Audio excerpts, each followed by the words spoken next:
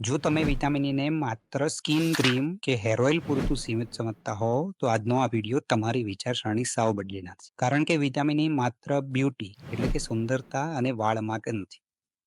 આ તમારા હૃદય, મગજ, લીવર, ફેફસા અને ફર્ટિલિટી એટલે કે પ્રજનન ક્ષમતા સુધી અસર કરે છે અને જો ખોટી રીતે લેવા પર નુકસાન પણ કરી શકે છે. તો વિટામિન ઈ એક દોસ્ત છે કે ચૂપચાપ નુકસાન કરનાર દુશ્મન? આજે આપણે આનું પૂરું સત્ય જાણીશું. નમસ્કાર મિત્રો, હું છું ડૉક્ટર કલ્પિત ગોસ્વામી, ગોતા, અમદાવાદ. અને આજના આ વિડીયોમાં આપણે ડિટેલમાં વાત કરવાના છીએ વિટામિન ઈના રિયલ હેલ્થ બેનિફિટ્સ એટલે કે સાચા ફાયદા, તેનો સાચો ડોઝ, નેચરલ ફૂડ સોર્સિસ એટલે કે ખોરાક અને સૌથી જરૂરી કોણે વિટામિન ઈ બિલકુલ ના લેવું જોઈએ. તો વિડીયોને છેલ્લે સુધી જોજો કારણ કે અધૂરી જાણકારી અહીં સૌથી મોટું નુકસાન કરે છે. હવે સમજીએ વિટામિન ઈ હકીકતમાં છે શું. મિત્રો, વિટામિન ઈ એક ફેટ સોલ્યુબલ એટલે કે ચરબીમાં ઓગળતું વિટામિન છે. મતલબ કે આ પાણીમાં નહીં પણ ફેટમાં ઓગળે છે અને જો જરૂરિયાતથી વધારે લેવામાં આવે તો શરીરમાં સ્ટોર થઈને પ્રોબ્લેમ પણ બની શકે છે. વિટામિન ઈ એ કોઈ એક સિંગલ કમ્પાઉન્ડ નથી પણ આ 7 અલગ અલગ કમ્પાઉન્ડ્સથી મળીને બને છે, જેને આપણે ટોકોફેરોલ કહીએ છીએ.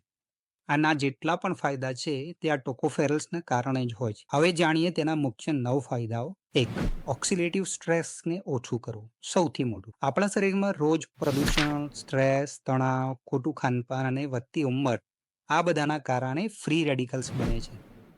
આ ફ્રી રેડિકલ્સ કોષોને ડેમેજ કરે છે, જેનાથી ગળપણ જલ્દી આવે છે અને તમારામાં એજ રિલેટેડ ચેન્જીસ દેખાવા લાગે છે. હૃદય, કિડની, મગજ બધા ઉપર આ અસર કરે છે. વિટામિન ઈ આ ફ્રી રેડિકલ્સને ન્યુટ્રલાઇઝ કરે છે એટલે કે શાંત કરે છે અને શરીરને અંદરથી પ્રોટેક્ટ કરે છે. એટલા માટે જ વિટામિન ઈ ને એન્ટી એજિંગ વિટામિન પણ કહેવામાં આવે છે, એટલે કે ઉંમર વધતી અટકાવે. નંબર 2, હાર્ટ હેલ્થ એટલે કે હૃદયની તંદુરસ્તી. હૃદયની સમસ્યાઓ અચાનક નથી આવતી.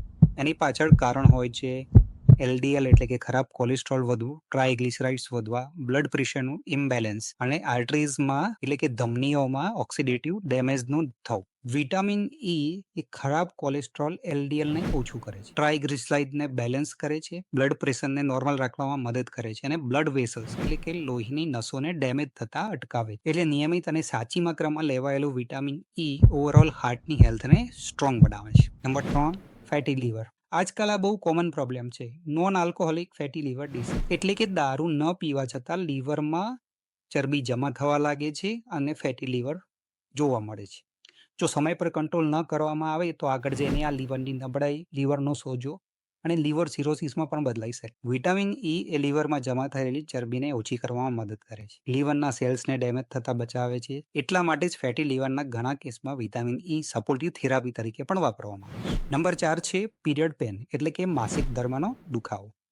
મહિલાઓ અને ટીનેજ છોકરીઓ માટે વિટામિન ઈ એ બહુ મોટી રાહત બની શકે છે. પીરિયડના સમયે પેડુમાં દુખાવો થતો હોય, લોઅર એબ્ડોમેન ક્રેમ્પ્સ આવતા હોય, સખત દર્દ થતું હોય, ડેલી રૂટીન ડિસ્ટર્બ થતું હોય, તો આવી કન્ડિશનમાં વિટામિન ઈ લેવાથી પીરિયડ પેન ઓછું થાય છે, દુખાવાની તીવ્રતા ઘટે છે, ખાસ કરીને જ્યારે દુખાવો વારંવાર લાઈફ ડિસ્ટર્બ કરવા લાગે છે ત્યારે. નંબર 5, સ્કિન અને હેર, ત્વચા અને વાળ માટે. વિટામિન ઈ ત્વચામાં કોલેજનનું ઉત્પાદન વધારે છે, ત્વચાને ટાઈટ અને ઇલાસ્ટિક બનાવી રાખે, ત્વચાની ડ્રાયનેસ અને ડલનેસને ઓછી કરે છે, જેથી કરચલીઓ ઓછી થાય છે.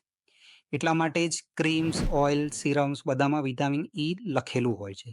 પણ યાદ રાખો, ત્વચામાં અસલી સુધારો અંદરથી થાય છે, માત્ર ઉપર લગાવવાથી નહીં. નંબર 6, બ્રેઇન અને મેમરી પાવર માટે અને ખાસ કરીને અલ્ઝાઇમર્સ રિસ્ક માટે. મગજનું કોગ્નિટિવ ફંક્શન ઇમ્પ્રૂવ કરવા માટે વિટામિન ઈ એ ખૂબ મદદ કરે છે. યાદશક્તિ અને ફોકસને સપોર્ટ કરે છે. ઉંમર વધવાની સાથે યાદશક્તિ નબળી પડવા લાગે છે, જેને અલ્ઝાઇમર કહેવામાં આવે છે અને અલ્ઝાઇમર જેવી કન્ડિશનનું જોખમ જ્યારે વધે છે ત્યારે નિયમિત અને કંટ્રોલ્ડ રીતે વિટામિન ઈ લેવાથી આ જોખમમાં ઘણા અંશે ફાયદો જોવા મળે છે. નંબર 7, વડીલો અને બુઝુર્ગો માટે. ઉંમર વધતા ઇમ્યુનિટી નબળી પડે છે, સાંધા જકડાઈ જાય છે, હાડકાં નાજુક થઈ જાય છે અને વારંવાર બીમાર પડી જવાય છે. વિટામિન ઈ ઇમ્યુનિટી એટલે કે રોગ પ્રતિકારક શક્તિને વધારે છે, સાંધાઓની હલનચલનને સુધારે છે, હાડકાં અને સ્નાયુને સપોર્ટ કરે છે.